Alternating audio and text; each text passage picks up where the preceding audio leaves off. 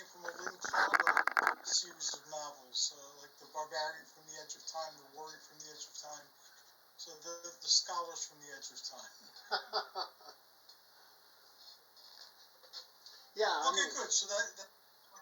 And what I'm doing also, so everybody has more potential guests and we have a chance to do more creative things, is I asked Ryan Foley. And Ryan Foley right now, he co-hosts a bodybuilding show with me. But he's written comic books, including He-Man and the Masters of the Universe, Dragon's Lair, and a bunch of other comic books. And he is my favorite Greek mythology graphic novelist. He's written like a bunch of graphic novels with Hercules and Perseus. So I asked him if he was interested, and he said, yeah, he's really busy, but he'll try to make it as often as he can. And I have a couple of other people who have shows with me who like, pop culture and do pop culture. So I'm going to leave it open to them. And this way we'll have a big bunch of people like we do with the UFO show.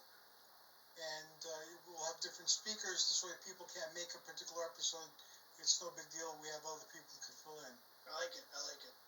Yeah, and that sounds good. John, would you care to share with Paul your idea about the comics of the decade or of the ages? Yeah. So when you reached out to me on Messenger, Paul, I thought you were talking about wanting to do a show with either you and me or the three of us specifically about comics. And so I was thinking of if we did want to do something like that, I was thinking of a way to do it that would be a little unique.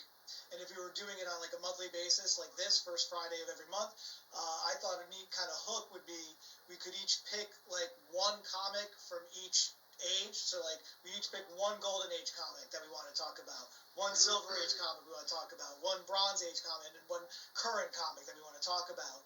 And that way we would each have, bring, our own favorites each month from those different eras. I thought that would just be something I hadn't really seen on a regular comic book show, because I still want to encourage people to keep reading new comics so that more new comics are being made, but again, also feed that nostalgia itch.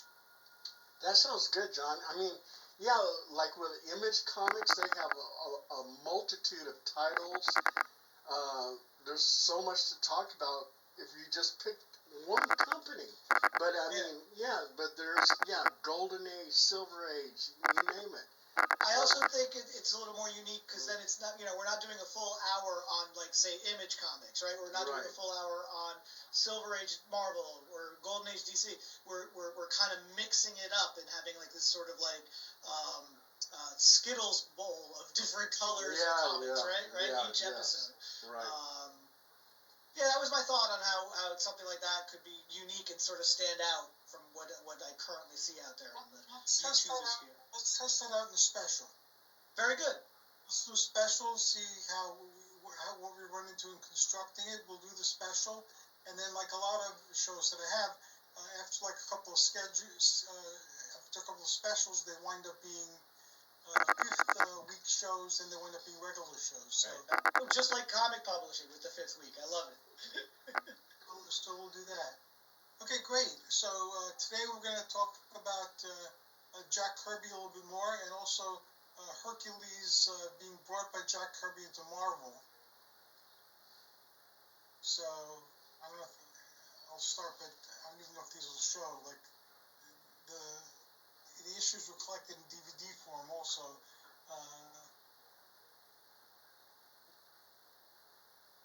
With animation because of the Mary Marvel Marching Society, so a part of the cartoons. I love those cartoons. Yeah, me too. And then, no, not going to work very well. Oh. Anyway, I'll just... Oh, gotcha. Is it, let's see.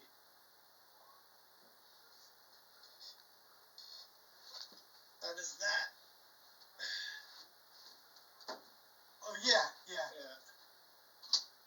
So, I can hold that up if you want for the reference, because it looks like your background is blurring that.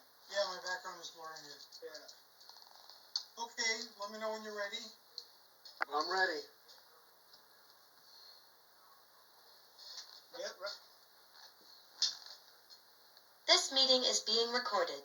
Greetings and welcome to Mount Olympus. I am Hercules Invictus, and today on Living Mythology, we continue with pop cultural pantheons, our exploration into ancient myths, their survival and expansion in modern popular culture.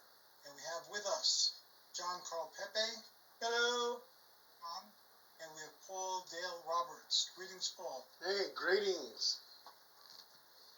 Now, Jack Kirby is unfortunately someone I did not get to meet or interact with in any way, but he was one of my favorite Hercules authors in Marvel Comics. But I did talk to Bob Layton, and I believe, John, you were there when I talked to Bob. Yes. I think there was one interview you did, and then I think that there was another, I think, where we were part of, if I remember correctly. Or I just was so engaged in the one that you did that I felt like I was there. And then Fred Van Lente, his and Greg Pak's version of Hercules was one of my favorites as well. So I got to talk to two of the teams anyway, and I'm grateful for that. I couldn't do it with Kirby. I've talked to very many other people in very many other mediums and gotten a chance to say thank you to them and to interview them. But Jack Kirby, I missed him. But we can honor his memory here tonight. His imagination gave birth to mythology. And even though he was very religious in the Abrahamic tradition, he was able to incorporate quote-unquote pagan elements into a lot of his work. He gave us the Norse pantheon in Marvel Comics, which has become more well known than the Norse mythology itself that we have from antiquity. And many of the emblems created for the comic book are now thought to be part of the original Thor's arsenal, like this helmet with the wings on it. Loki being his brother? Yes. Yep.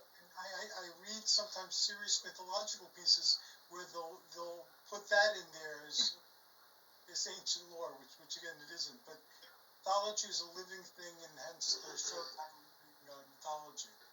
So, which of you wants to share the tale of Hercules coming to the Marvel Universe?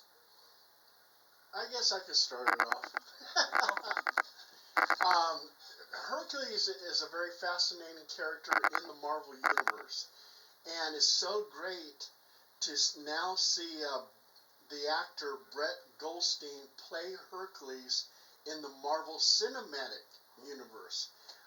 So it seems like Hercules is going to probably be in some future Marvel movies. That's what I'm hoping. It's a fantastic character. If I remember right, when I was reading comics all the time, Hercules and Thor used to actually kind of get into it. Yeah, and I know that Hercules also too fought this guy, Hulk. Yeah. That was a periodic thing with Marvel. Pit somebody against the Hulk, the Thing, Thor, Hercules. And I used to think that Hercules was first introduced in the Silver Age, but I was wrong. I found out that Hercules actually made his first appearance in USA Comics back in the Golden Age, and of course Stan Lee and Jack Kirby brought Hercules into the Marvel fold. So yeah, Hercules has been around, and I hope he stays around. And another thing that really blows me away, and I don't know if you guys remember this, but Hercules was actually recruited as an agent of S.H.I.E.L.D. That was a miniseries, yes. Yeah. Oh, you remember that? Okay. The miniseries, I like that one too. And then when they did the Universals, they made him part of S.H.I.E.L.D. There as well. Yes. And Hercules, with his incredible power, of course, he has this incredible strength, he has this incredible stamina and everything else, but he can run 100 miles per hour. So, wow. But still Flash can beat him. Um, and he leaps 100 feet in the air, and Hulk still has him beat. Timely Comics, which was before Marvel Comics, in Mystic Comics number 3 and 4, this is in 1940, Hercules was also introduced. So, yeah, he has been around. He was even in Marvel Zombies, when Marvel Zombies was going up against the Army of Darkness. What a crossover. What a crossover that was. I love crossovers, I don't know if you guys realize that. I love crossovers as well. Oh, yeah. And, like, when he was fighting the Hulk, that was a deadlock battle. I mean, they were, like, equal. And he's been a guest star in Thor comic books, like, forever. So, yeah, if Hercules, he needs his own standalone movie, but bring in some Marvel characters into that movie to show that he is part of that Marvel cinematic universe. I've read a lot of things. Some say that the 5th Thor movie is going to have the gods in it, and Hercules will be back there. There are rumors that they're going to make it into a Disney Plus show, and that didn't happen. There were rumors where he was going to pop up in something else and become a hero in his own right. There were rumors that he and Thor were going to have it out, and like in the comics, they'd be frenemies after a while. So I don't know what they're doing.